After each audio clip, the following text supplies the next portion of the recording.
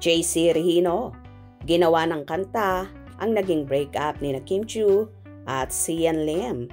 Say mo, Paolo Avellino.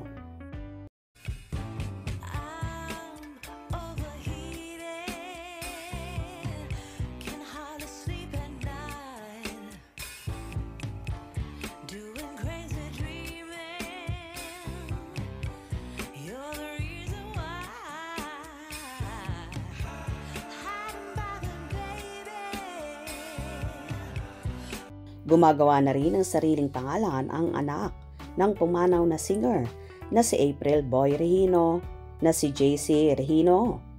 Marami na nga ang nakakapansin sa kanyang talent at sariling estilo. Tulad nga ngayon na may bago na naman siyang kanta, ang Baby Tawan, na nagsimulang mapakinggan noong March 7.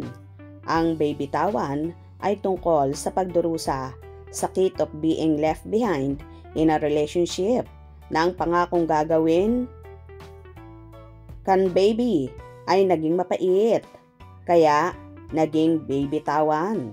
Aray ko, ang sakit ha. Anyway, inamin ni JC na sinulat niya ang kanta last year in just 1 week, na kinuha niyang inspirasyon dahil na rin sa sunod-sunod na celebrity breakups sa mga nakaraang taon. Di ba nga halos sunod-sunod ang hiwalayan ni Bea Alonzo, Dominic Roque, Bea Dom, Kim Chiu, Sian Lim, Kinsey, at Catherine Bernardo, Daniel Padilla, Katniel. Madami po kasi akong nababalitaan na naghihiwalay, kaya naisulat ko ang kantang ito. Kasama na rin po siguro dito yung personal experience ko. Kasi madami na rin po akong baby na iniwan ako. Pag-amin pa ni JC. Sana maramdaman nila ang sakit ng song na masakit talaga kapag bigla ka na lang binibitawan. Sana wala nang mang-iwan na lang bigla. Dugtong na chika pa ni JC. Tila sobrang bigat at sakit nga ng mga lyrics ng kanta na ginawa ni JC Regino sa mga naging breakup na mga artista, lalong higit sa Kim C. Ano naman kaya ang magiging reaksyon ng napapabalitang kasintahan na at ngayon nga ay ka-love team ni Kimi na si Paolo Avellino, na ginawan pa ng kanta ang naging hiwalayan ni na Kim at Sian na umabot din ng 12 years ang pagiging boyfriend-girlfriend.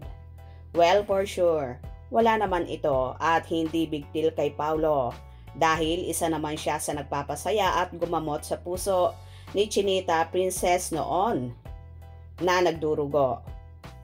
Binanggit pa nga ni Kimi ng live na live sa It's Showtime na wala siyang pinanghihinayangan at pinagsisisihan.